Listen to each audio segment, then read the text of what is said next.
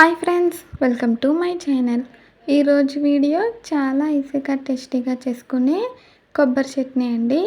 ఇంట్లో ఎప్పుడైనా కొబ్బరికాయ మిగిలిపోతే చాలా ఈజీగా టేస్టీగా ఈ చట్నీ అయితే తయారు చేసుకోవచ్చు. ముందుగా కొబ్బరికాయని ఇలా చిన్న ముక్కలుగా కట్ చేసి పెట్టుకోవాలండి. అలాగే కారానికి తగినంత పచ్చిమిర్చి, అలాగే కరివేపాకు కూడా తీసి పెట్టుకున్నాను. నేను ఇక్కడ 5 పచ్చిమిర్చి వేస్తున్నానండి. ఒక కొబ్బరికాయకి 5 సరిపోతుంది.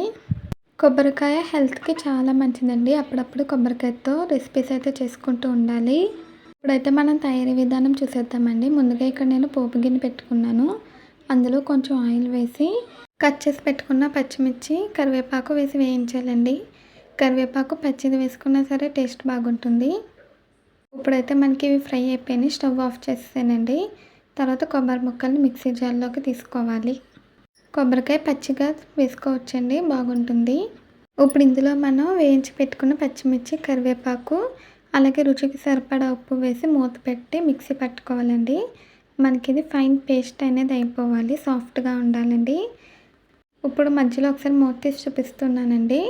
ఇలా కొంచెం మనకి గట్టిగా ఉంటుంది. అప్పుడు కొద్దిగా వాటర్ వేసుకోవాలి. నేను చిన్న గ్లాసులో సగానికి అయితే వాటర్ వేసానండి. వాటర్ వేసి ఇలాగా పేస్ట్ అయ్యేలాగా మిక్సీ పట్టాను. ఇప్పుడైతే మనకి చట్నీ రెడీ అయిపోయిందండి. వాటర్ మరీ ఎక్కువగా వేయకూడదండి. మనకి కొబ్బరి చట్నీ కొంచెం చిక్కగానే ఉండాలి. ఇప్పుడు దీన్ని ఒక బౌల్లోకి తీసుకున్నాను. ఇప్పుడైతే మనం పోపు పెట్టుకుందామండి.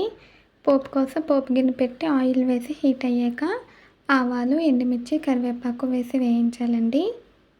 కొబ్బరి చట్నీ ఇడ్లీలోకి, దోశలోకి చాలా అంటే చాలా రుచిగా ఉంటుందండి. సూపర్గా ఉంటుంది.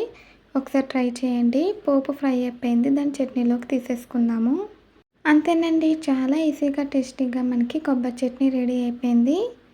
ఇది ఇడ్లీలోకి, దోశలోకి కూడా చాలా బాగుంటుందండి. ఒకసారి ట్రై చేయండి. ఈ వీడియో నచ్చిందండి. నచ్చితే ట్రై చేస్తే ఎలా వచ్చిందో కామెంట్స్లో తెలియచేయండి. ఈ వీడియో నచ్చితే ప్లీజ్ లైక్ చేయండి, షేర్ చేయండి, సబ్స్క్రైబ్ చేయండి. అలాగే పక్కన బెల్ ఐకాన్ క్లిక్ చేయండి. మళ్ళీ కొత్త వీడియోతో, కొత్త రెసిపీతో కలుద్దాము. Bye friends.